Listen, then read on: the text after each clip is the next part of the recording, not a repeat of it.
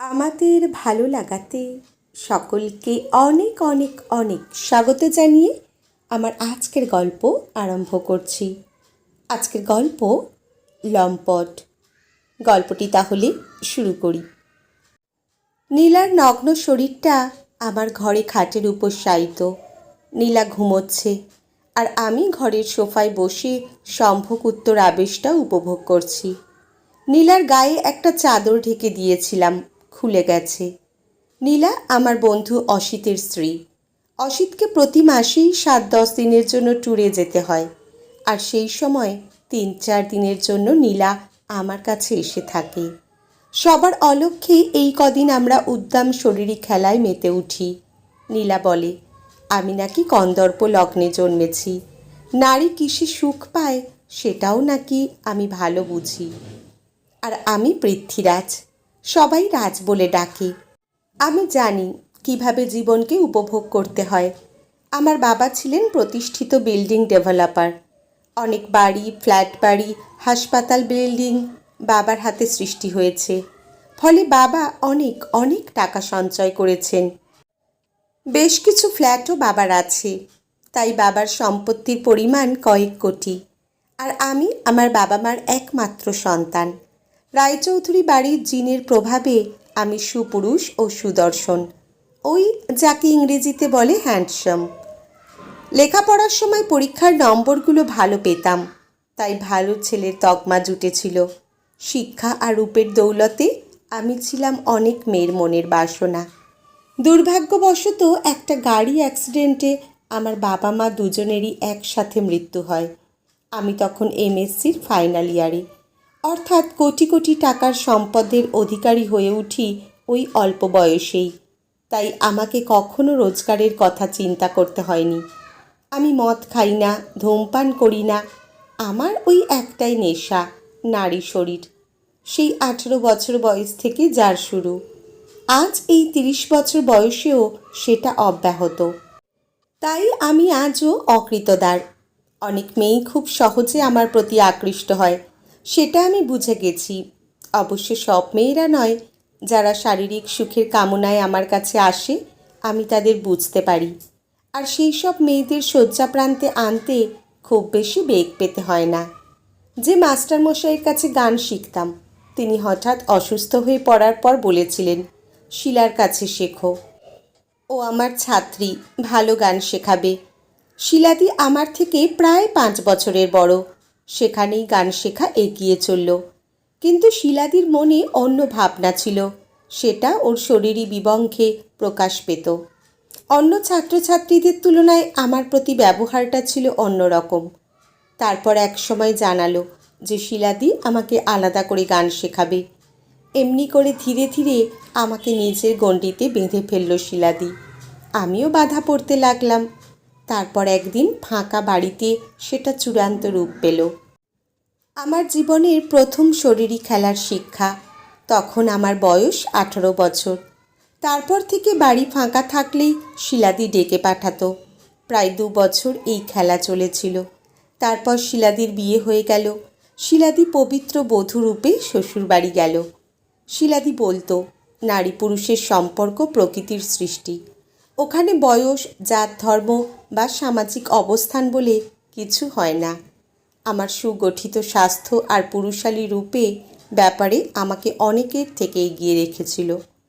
আমিও একসময় বিশ্বাস করতে শুরু করলাম, জীবনটা উপভোগ করার জন্যে, সামাজিক নিয়ম বিধি বা সংস্কারে বাঁধা পড়ার জন্য নয়। পরবর্তী পর্যায়ে আমার জীবনে এলো কবিতা। মাঝে মাঝে এমন সব কথা বলতো, বুঝতাম সেগুলো বিশেষ অর্থবহ। আমিও ততদিনে এইসব মেয়েদের চাওয়া পাওয়া কিছুটা বুঝতে শিখেছি। তাই একদিন ঝুলি থেকে বার করে দাবার চালটা দিলাম। হ্যাঁ, কবিতা ধরা দিল, সানন্দে ধরা দিল। বোধহয় ধরা দেবার জন্য তৈরি হয়েই ছিল। সেই সম্পর্ক প্রায় 2 বছর ছিল। ঠিক এই সময়েই আমার বাবা মা অ্যাক্সিডেন্টে একসঙ্গে মারা গেলেন। প্রথমে কিছুটা অসহায় বোধ করলাম, দিশেহারা হয়ে গেলাম। বড্ড একা মনে হলো নিজেকে। তবু উঠে দাঁড়ালাম।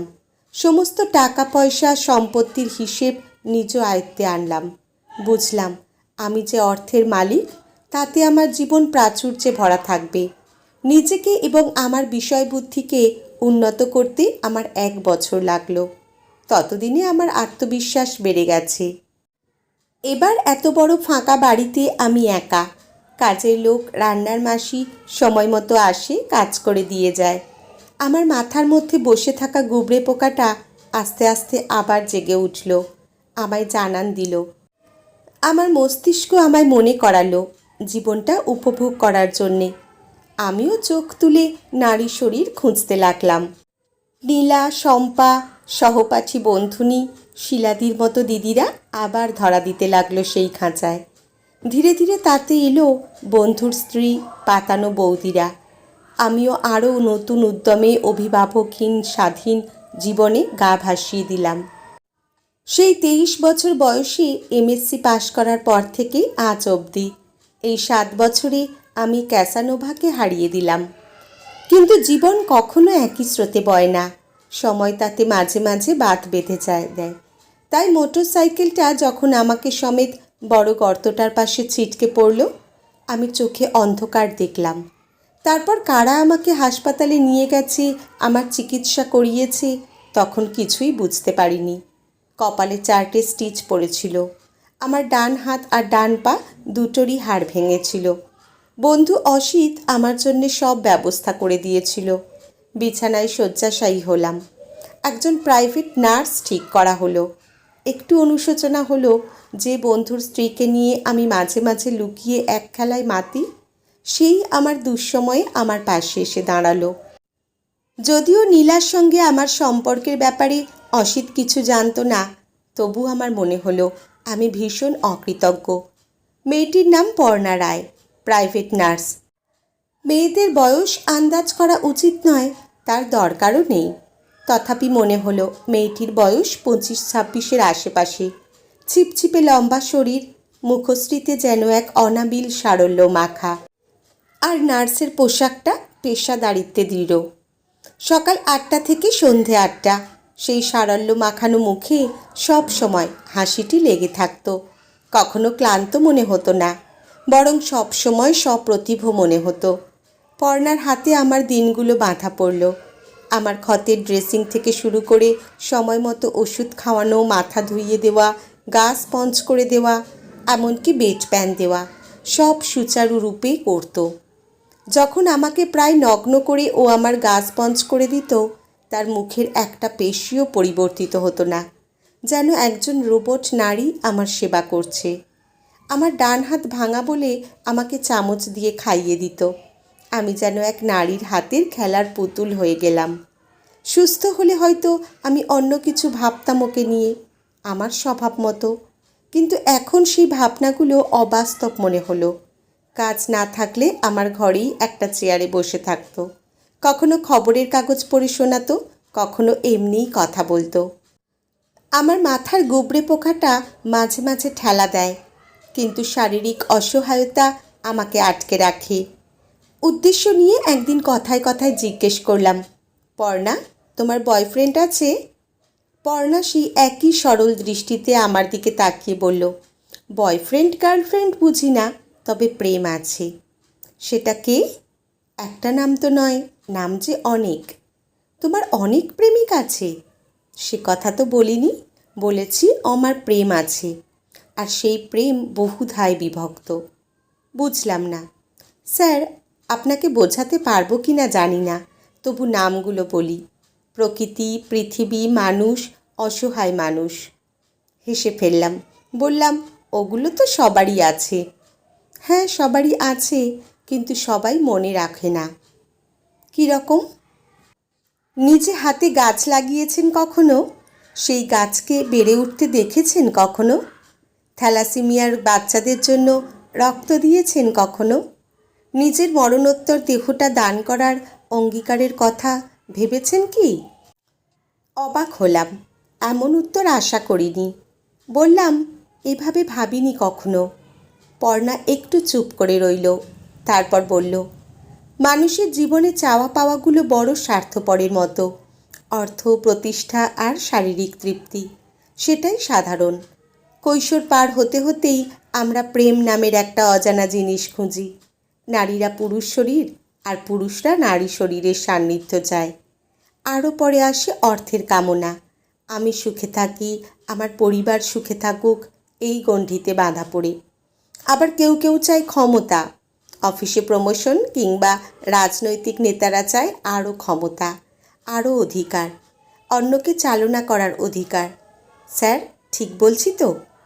হয়তো ঠিকই বলছো, তবে এইগুলোই তো স্বাভাবিক। কেন?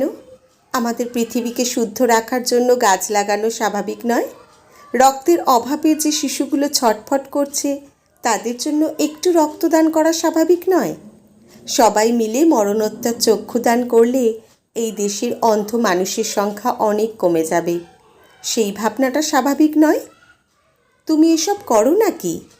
আমাদের অনেকে মিলে একটা সংস্থা আছে, তার নাম লাল। লাল, লিভ অ্যান্ড লেট লিভ। আমরা বলি নিজের জন্য বাঁচো, আবার অন্যের জন্যও বাঁচো। তুমি করো এসব? সবসময় সময় পাই না, ডিউটি থাকে, তবে সময় পেলে করি। কিছু না হোক বাড়ি বাড়ি গিয়ে মরণোত্তর চক্ষুদানের, দেহদানের পরামর্শ দিই। মানুষকে উৎসাহিত করার চেষ্টা করি। জীবনকে এভাবে ভাবিনি কখনো। কিছু মনে করবেন না স্যার, অর্থবানদের অনেক বেয়ারা রোগ থাকে। অবশ্য আপনাকে কখনো মদ্যপান করতে দেখিনি, সেই সরঞ্জামও তো বাড়িতে দেখতে পাইনি। আপনি ধূমপান করেন না, এটা ভালো। কিন্তু কিছু অর্থবানদের নারী শরীরে লালসা থাকে। আপনার আছে এমন কথা আমি বলছি না। কেউ যেন অজান্তে আমার গালে ঠাস করে একটা থাপ্পড় মারল। নিজেকে সামলে নিয়ে বললাম, সেটা ঠিক বলেছ, অনেকে থাকে এই রোগ। কিন্তু ভেবে দেখুন স্যার, শরীরী আনন্দ তো 10 মিনিটের, কিন্তু যে আনন্দ 24x7 আপনার মনকে তৃপ্তি দেবে, সেটা যে অনেক বড়, অনেক বেশি কিছু। সেদিন আর বেশি কথা এগোলো না। আমাকে খাইয়ে পর্ণা বাড়ি ফিরবে, তাই সারা রাত ঘুম হলো না। পর্ণা এই কি কথা শুনিয়ে গেল। মনের মধ্যে কেন জানি না একটা তোলপাড় হতে লাগলো। আমি কি এতদিন কোনো অন্ধকার জগতে বাস করছিলাম? আমি তো আমার রূপ আর পুরুষ হয়ে জন্মাবার অধিকারে আসল সত্যটাই খুঁজে পাইনি। শুধু ভেবেছিলাম জীবনটা উপভোগ করার জন্য। কখনো ভাবিনি জীবনের কিছুটা অন্যকেও দেওয়া যায়। জীবনের আনন্দ আর দুঃখকে ভাগাভাগি করা যায়। নিভৃত কক্ষের ক্ষণিক আনন্দকে আমি জীবনের লক্ষ্য ভেবেছিলাম।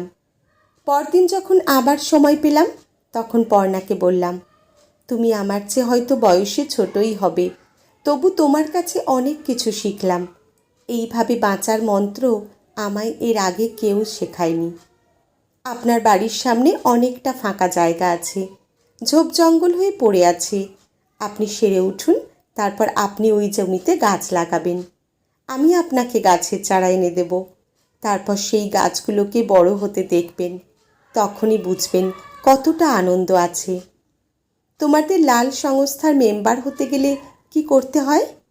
কিচ্ছু করতে হয় না, শুধু মনটা থাকতে হয়। যদি অর্থ সাহায্য করতে চাই, ইচ্ছে হলে করতে পারেন, না করলেও কেউ কিছু মনে করবে না। শুধু ওই রকম একটা মন নিয়ে মানুষের কাছে যাবেন, ব্যাস। আমি সেরে উঠি, সত্যি গাছে ভরে দেব ওই জমিটা। শুধু তুমি আমার সঙ্গে থেকো। থাকবো। শুধু আমি কেন, আমাদের সংস্থার সকলের সমর্থন আপনি পাবেন। 1 বছর কেটে গেছে। আমার বাগানের চারাগুলো অনেকটা বড় হয়েছে। রোজ জল দিই সেখানে, মনটা ভরে ওঠে। এখন প্রতি 6 মাস অন্তর আমি রক্তদান করি।